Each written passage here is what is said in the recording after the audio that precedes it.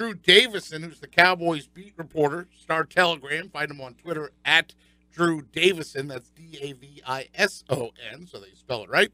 Drew, how are you on this Friday? I'm doing good. Thanks for having me on.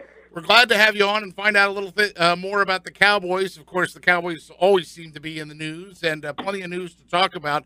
First and foremost, starting on the injury front, I guess, who's in and who's out for the Cowboys? What significant names will not be on the field for Dallas on Sunday? Yeah, right now, David Irving, their starting defensive tackle, the three technique, will not play. Tyron Smith, their left tackle, the all-pro left tackle, will not play. Vincent Mayo, kind of a role player along the defensive line, will not play. So, but the big names are Tyron Smith and David Irving. Yeah, Tyron Smith. Even Eagles fans know Tyron Smith because they certainly looked at that position closely when the teams met the first time. If we're talking injuries, I guess, was it yesterday when Dez Bryant missed part of practice and that story blew up? Is this Dez Bryant's final game in a Dallas Cowboys uniform in your mind? No, I don't think so. I mean, I think Dez Bryant, he should play. He was back at practice. Kind of let everyone know he had some tendonitis in his knee, but no, Dez Bryant's going to play, and at the end of the day, the Cowboys might approach him about taking a pay cut, and really at that point, when he's kind of faced with having to make a decision, they'll make that call. Drew, what is the relationship like and the chemistry like between Dak Prescott and Dez Bryant? Because at times it seems like, I believe it was this past week that Dak kind of went over and had to calm Dez down a little bit on the sidelines. What's their chemistry like? And I know it hasn't been the year Dez or Dak wanted for that matter, but what are those two guys like? And do you see that if he is staying in Dallas, do you see that building more positively in the future?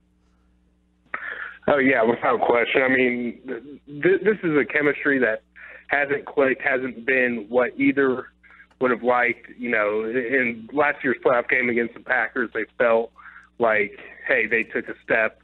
Dez had 100-plus games, a couple touchdowns. They thought, that they would build on it. It just simply hasn't been there as consistently as they would have liked, but certainly that's one of the top priorities for each of them this offseason is getting back on the same page. I know as teams, obviously, the Eagles aren't playing for anything as a team. The Cowboys aren't playing for anything as a team. But as you look deeper into what some players might be playing for, is Zeke Elliott still playing with a big chip on his shoulder even in here in Week 17? Oh, without a question. I mean, this is a guy who, he's only played 9 games. He wants to prove that he's still elite, and really – he's kind of going to be chasing 1,000 yards. He needs 120 yards to get to that 1,000-yard mark, and that would be quite a feat when you consider, him missing 6 games. And then in Denver, he only had 8 yards on 9 carries, one of the worst games of his football life. So certainly Zeke Elliott has a chip on his shoulder and, has to rank among the most motivated that's going to be out there on Sunday. Eagle fans love to point at Dak Prescott and say, look, he's not the same guy without Zeke Elliott. So it's Zeke that makes Dak who he is. What do you see, and what can you maybe educate some Eagles fans about Dak that maybe we don't know? Yeah, I mean, I think that's fair. If you take away the Cowboys' biggest home run threat, I mean, Ezekiel Elliott's numbers and stats kind of speak for themselves, but Dak Prescott in the offense, it took time for them to adjust. They went through a brutal stretch of, not scoring double-digit points for 3 straight games, and Zeke's first 3 games he missed. But at the end of the day, they eventually figured out, got it going. But, Dak Prescott's not going to be a guy that's going to throw for 350, 400 yards and really beat you that way. He's a running quarterback. That's a big threat for him. And he also is smart with his football, but clearly this year, he didn't really excel in those areas, especially with 13 interceptions more than triple what he had as a rookie. As as the Cowboys go into their final game of this season, where do you see their biggest areas of need heading into next year to maybe get them back to where they were? I think receivers right near the top of the list. I mean, Des Bryant, as we talked earlier, kind of looks like he's, taking a step back, and Terrence Williams and Cole Beasley's production hasn't been as consistent as it was a season ago. So certainly they could use another receiving threat. And then defensively, DeMarcus Lawrence is a free agent. He's probably staring at a franchise tag, but they could always, try and bolster their pass rush. And linebacker Shawn Lee, has struggled to stay healthy. Anthony Hitchens is a free agent. So, and they like the promise of Jalen Smith, but he's still going into just his second year. So, they could look at linebacker going forward as well. What's the perception of the Eagles from the view down there in Dallas? I mean, obviously this is a team that's got the number 1 seed, but they don't have their, starting quarterback who lit things up well this year. What's the perception from Dallas of whether or not they think this Eagles team can make a run? Yeah, I think, before the Wentz injury, I think, of course, the Cowboys thought they were a Super Bowl caliber team, a big threat, Wentz having an MVP type season. But now I think, a lot of people down here think, hey, maybe they could win a game. They've been so good at home this year.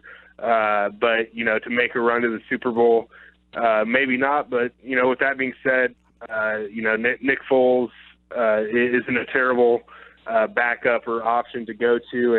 And the defense, just as you guys know, that it'll be interesting to see how well Ezekiel Elliott does Sunday against the top-ranked run D. So, I think the feeling down here is, hey, the Eagles might be able to sneak out a win, maybe even, get to the NFC Championship game. But in terms of getting to the Super Bowl, I don't think a lot of people see that right now. We got Drew Davison here on with us here on 97.3 ESPN with Pete and Scott. And Drew, I wanted to ask about Shawn Lee. You mentioned him a couple of minutes ago. He did not play in the first game against the Eagles, and it seemed like it really, as he's been out, it's really hurt the Cowboys a lot. What does he bring to that defense when he's there? Why is he so special? Well, I think first and foremost, he's kind of an instinctive linebacker. He is kind of the quarterback of the defense. He can dissect plays, and then on top of that, he has the physical and athletic abilities to go make those plays. And, just kind of, goes beyond that, getting guys lined up in the right spots, making sure, they kind of see what the offense is doing. And that's really where, he takes it to another level is making sure the guys around him are in the right positions and not only himself. Drew, since we're on the defensive side of the football, I might as well jump in and ask about the rookie defensive end. That's Taco Charlton. Of course, the Eagles went defense with their draft pick, and that's Derek Barnett, and he's come along, but is still listed behind Vinny Curry on the depth chart. What is Taco Charlton? What is your impression of Taco Charlton been? And I chuckle because what's the impression he has of himself? Right. Yeah. Well, and certainly, Taco thinks he's made good strides his rookie season. His numbers, leave a lot to be desired. 3 sacks. I think he is the last pass rusher drafted in the first round to have a sack this season. Didn't get his first sack until week 9.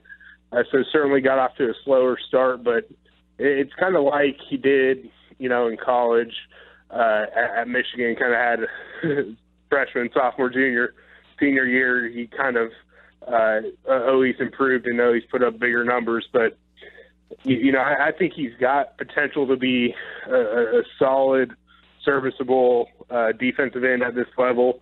I don't think he's going to become DeMarcus Ware type threat for the Cowboys, but certainly, he can grow. And I think some people were quick, rush to judgment, early on, especially when T.J. Watt got off to a hot start in Pittsburgh, who the Cowboys could have drafted. But, I think Taco Charlton will become a solid pro. I don't know if he'll be a special player ever in this league, but that 28th overall, it's kind of hard to find those real special guys. So, I think fans, would have liked to see more production, make more of an immediate impact, but that clearly didn't happen. And you're right, it's StarTelegram.com. Hey, not every pass rusher in the league comes in and is a Joey Bosa. Some guys need a little seasoning before they emerge. Drew Davison with us, the Cowboys beat reporter. He is with the Star Telegram at Drew Davison, Davison. So we went from a rookie there, Drew.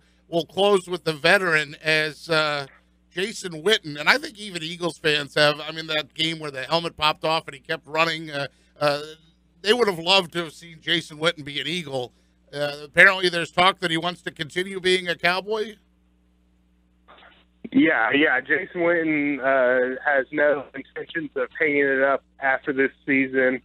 He wants to play a 16th year. He feels, he can still play at a high level, and he's not the receiving threat that he used to be, but he still, kind of has the veteran savvy of finding ways to get open and be, what Jason Garrett would call quarterback friendly for Dak Prescott. So, if Witten, had a Super Bowl ring or a championship, maybe he's ready to hang it up. But, this is a guy who's never played past the NFC divisional round, and certainly he would like to experience more postseason success. And, he's optimistic that this Cowboys team can bounce back and get back in the contender status next year, even though there are a lot of questions, especially from the outside. But Jason Witten's a believer that this team isn't too far off from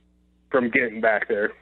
Drew Davison with us for our outside view. Drew, can't thank you enough for coming on, and stay warm in Philly. It's going to be cold. I know it's warm in the press box, but still you got to walk from the vehicle to the facility, and I'm sure they'll welcome you with open arms when they see that you're from Dallas. That'll be no problem navigating that parking lot. We wish you the best of luck, Drew. Go ahead. All right, thank you. No, thank you. Looking forward to seeing some snow. We only get that about once every 10 years down here, so. Yeah, well, if there's not snow, at least you'll get the frigid cold temperatures for sure. So safe travels to you, and we appreciate you coming on the show with us today. Thanks, Drew. All right, thanks. Thank you, guys.